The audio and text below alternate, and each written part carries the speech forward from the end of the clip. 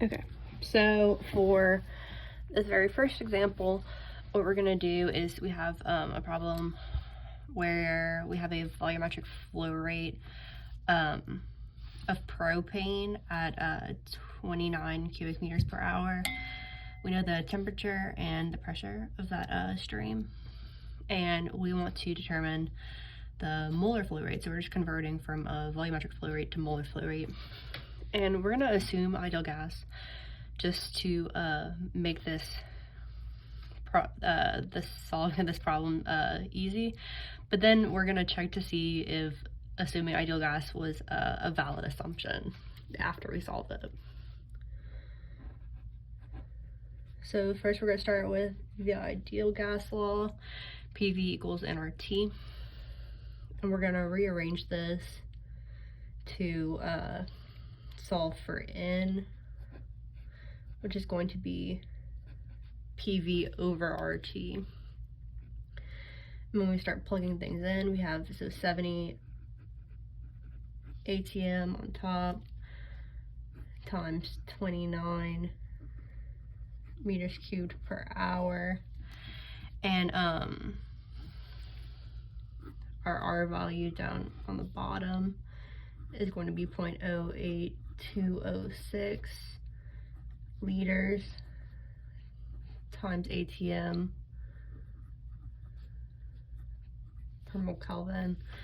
And if this, I just wrote it this way, typically it'd be like 0.0206 liters ATM per mole Kelvin, but since this is technically on the bottom, you know, this stays on the bottom, this goes to the top. I just don't want anyone to get confused on that, but that's how I did that. And then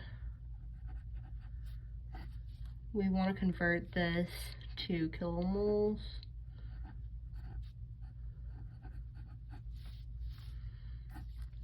And then we have our gas constant here in liters. So we need to convert this cubic meter to liters. So there's 1,000 liters per meter cubed. And then we also need to divide by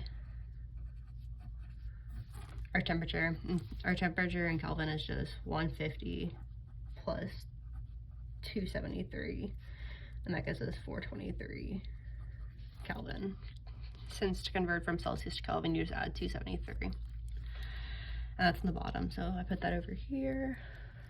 And then when you multiply all this out, you end up getting that there's a molar flow rate of 58.48 kilomoles per hour. So we found what we were looking for, but did we make a valid assumption in assuming ideal gas in order to get this answer? So is this accurate? Let's figure that out.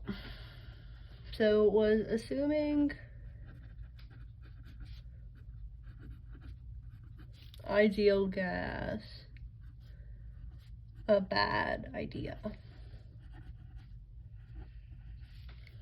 And let's see. So like I said, up here, we just want to figure out our molar volume, and that's going to be RT over P. So V hat is equal to RT over P, which is equal to 0.08206 times 423 over our pressure of 70. And that gives us that our molar volume is 0.495 liters per mole. And that is obviously much lower than we want it to be, since up here it is obviously much lower than we want it to be. Yeah, so that is a bad idea, and we should not assume ideal gas. So this is not accurate.